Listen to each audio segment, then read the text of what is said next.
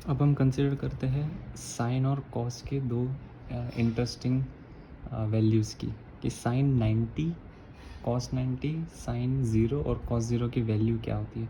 ठीक है, तो हमें पता है कि sine theta is opposite upon hypotenuse. Similarly cos theta होता है एडजेसेंट अपॉन हाइपोटेन्यूस। ठीक है, तो ये दो फार्मूला को ध्यान में रखते हुए हम देखते हैं कि क्या वैल्यू होती है।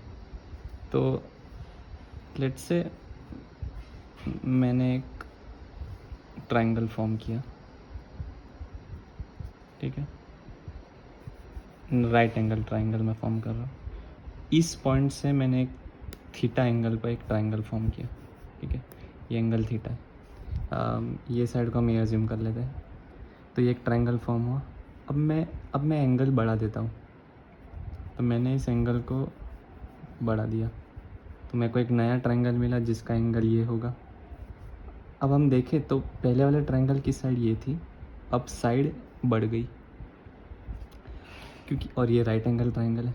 तो मैं जैसे जैसे एंगल बढ़ाऊँगा तो मेरा हाइपोटेनस भी बढ़ेगा और मेरी जो ऑपोजिट साइड है इस एंगल के कॉरस्पॉन्डिंग वो भी इंक्रीज़ हो रही है, क्योंकि हमें पता है कि लेट्स से हाइपोटेनस मेरा सी है, ये बी है और ये मेरे ऑपोजिट साइड, हाइपोटेनस सी है और मेरी ऑपोजिट साइड बी है, तो सी स्क्वायर हमारा ए स्क्वायर प्लस बी स्क्वायर होगा। तो मैं ए तो मेरा कांस्टेंट है, एक साइड तो मेरी कांस्टेंट है, मेरी कोई भी एक साइड इंक्रीज़ हो रही है तो मेरी दूसरी साइड भी इंक्रीज़ होगी, राइट। तो अब लेट्स से ये एक लाइन है विच इज़ परपेंडिकुलर। ओके, मैंने एक ये लाइन बना दी, ये 90 डिग्री पर है। ठीक है, ये और ये लाइन पैरेलल है, ये भी एक 90 डिग्री एंगल है।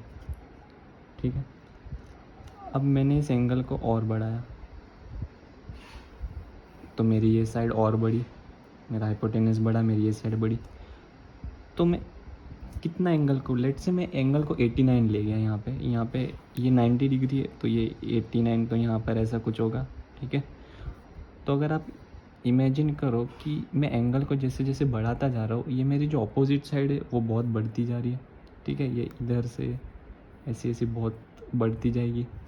तो ये साइड कहाँ पे मीट करेगी, ये यहाँ पे ऐसे ऐसे डॉट डॉट ऊपर यहाँ पे कहीं मीट करेगी ये।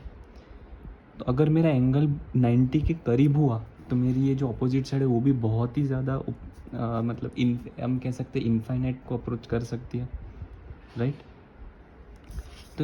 तो अगर हम साइन 90 की बात करें तो वो क्या होगा, it is opposite upon hypotenuse, right. लेकिन जब मैं एंगल को जैसे ही 90 के तरफ अप्रोच कर रहा हूँ, when my theta is approaching 90, तो मेरा जो ऑपोजिट साइड है और हाइपोटेनस उसकी वैल्यू ऑलमोस्ट सेम हो जा रही है।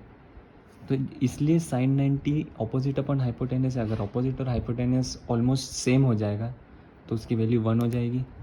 तो साइन 90 की वैल्यू इसलिए 1 होती है। इसका दूसरे भी प्रूफ्स है, लाइक साइन थीटा को हम एक्सपांड करते हैं फूरियर सीरीज से, तो उसमें भी हम इजीली देख सकते हैं कि उसकी वैल्यू एक्चुअली 90 एंगल पे 1 हो जाती है।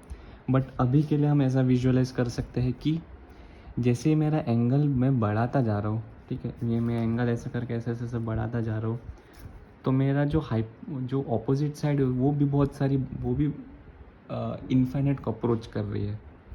तो एक टाइम पर जब मेरा एंगल 90 को अप्रोच करेगा तो मेरा एडजेसेंट, मेरे ऑपोजिट साइड और हाइपोटेनस ऑलमोस्ट सेम हो जाएगा। इसलिए मेरी साइन थीटा की वैल्यू, साइन 90 की वैल्यू 1 हो जा रही है।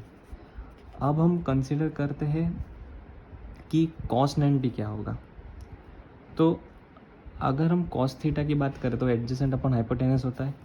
ठीक है, तो अगर मेरा यहाँ पे जब मैं एंगल को 90 की तरफ ले जा रहा हूँ, when my theta is approaching 90, मेरी एडजेसेंट साइड तो कांस्टेंट ही है, राइट। तो कॉस थीटा क्या बोल रहा है, एडजेसेंट अपॉन हाइपोटेनियस।